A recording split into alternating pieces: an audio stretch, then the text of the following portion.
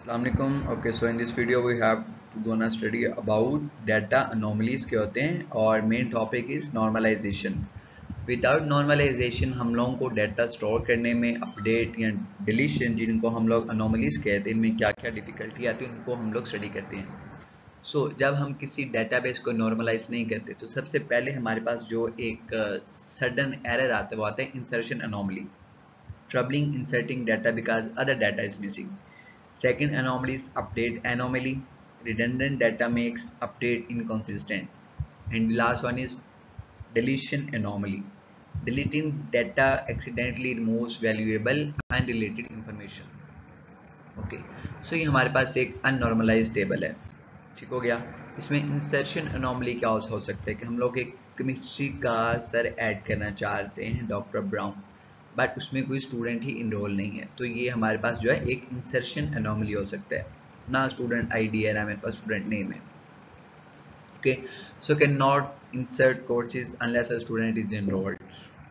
Update anomaly में क्या हो सकता है, तो उसके लिए हमारे पास ये है कि हम लोग फिजिक्स का एक कोर्स पढ़ाने जा रहे हैं जिसके अंदर एक डॉक्टर है, डॉक्टर जॉन। तो इंस्ट्रक्टर नेम मेरे पास इनकॉन्सिस्टेंट आ रहा है, हर डेटाबेस में डिफरेंट स्टूडेंट्स नेम के साथ डिफरेंट नेम ऑफ इंस्ट्रक्टर आ रहे हैं, तो ये मेरे पास होती है अपडेट एनोमली। डिलीट एनोमली के अंदर क्या होता है कि हम अलाइज को ड्रॉप करना चाहते हैं, so alias drop all courses.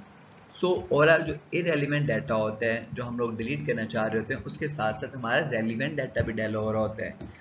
Like एक स्टूडेंट जो है वो नेक्स्ट सेमेस्टर में प्रमोट हो गए हैं, तो हम लोग उनके सब्जेक्ट्स को तो रिमूव करना चाह रहे हैं, बट उनके साथ साथ उनके प्रोफेसर्स भी रिमूव हो रहे हैं जो कि नए आने वाले स्टूडेंट्स को पढ़ाएंगे। तो इन सारी चीज़ों को टैकल करने के लिए हम जो एक चीज़ स्टडी करने जा रहे हैं, डेट इज नॉर्मलाइजेशन।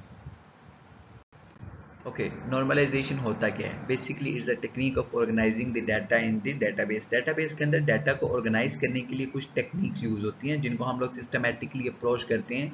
हम लोग टेबल्स को डिकम्पोज कर देते हैं, ब्रोकन कर देते हैं, तोड़ देते हैं, और उनका जो एलिमिनेट डाटा होता है उनको हम लोग रिडंडेंट फॉर्म के अंदर लेके आते हैं। ठीक हो गया। इसके मल्टीपल स्टेप्स होते हैं इनको टेबुलर फॉर्म के अंदर लेके आने के लिए, और ये बेसिकली टू पर्पस के लिए मेनली यूज होता है, for eliminating redundant like useless data को रिमूव करने के लिए, and second thing is ensuring data dependencies. So normalize table करने के लिए हमारे पास 3 टाइप्स ऑफ फॉर्म्स यूज होती हैं, जिनमें फर्स्ट फॉर्म इज है first normalization form. First normalization form के अंदर हमारे पास क्या होता है, ये तो साइंटिस्ट के नाम है जिनको हम लोग father of database management system भी कहते हैं। इन लोगों ने 12 रूल्स क्रिएट किए थे। अकॉर्डिंग टू फर्स्ट रूल कि हमारे टेबल के अंदर कोई भी डाटा रेपिटेशन नहीं होना चाहिए। हमारे पास एक डेटाबेस का टेबल आएगा, उसके अंदर एक उस डेटाबेस टेबल के अंदर हमारे पास किसी भी कॉलम के अंदर डाटा रिपीट नहीं होना चाहिए। फॉर एन एग्जांपल मेरे पास एक टेबल है, इसमें आप देख रहे हैं रेड और ग्रीन एक साथ आ रहे हैं, येलो और ब्लू एक साथ आ रहे हैं। ठीक हो गया।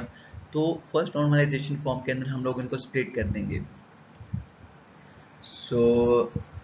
अगर हम इनको देखते हैं तो ये देखिए हम लोगों ने कुछ इस तरह से प्रोडक्ट आईडी के साथ प्राइस को मैच कर दिए, और वही प्रोडक्ट आईडी जो मेरे पास रेड और ग्रीन मैच कर रहे थे, हम दोनों को उनको सेपरेट सेपरेट लिख दिए, same like as for yellow और ब्लू के लिए।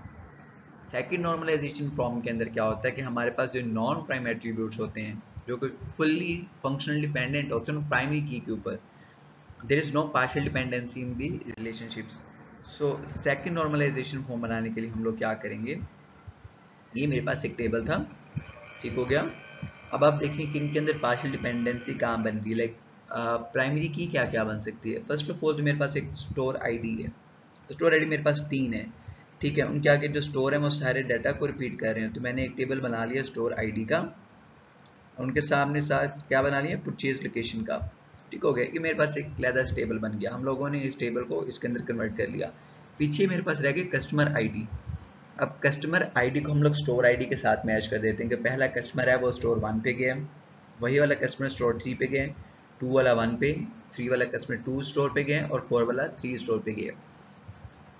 कस्टमर आईडी के जरिए हम लोग उनका कस्टमर स्टोर आईडी निकाल सकते हैं, और स्टोर आईडी से हम लोग उस स्टोर का पर्टिकुलर नेम निकाल सकते हैं। तो इस तरह से मेरे पास जो पार्शियल डिपेंडेंसी होती है वो अकर हो जाती है, और नॉन प्राइमरी एट्रीब्यूट्स जो फंक्शनल डिपेंडेंट होते हैं किसी प्राइमरी की के ऊपर, वो खत्म हो जाते हैं। Okay, so next point is the third normalization form. So our relation will be the third normalization form. It is satisfied in the following conditions.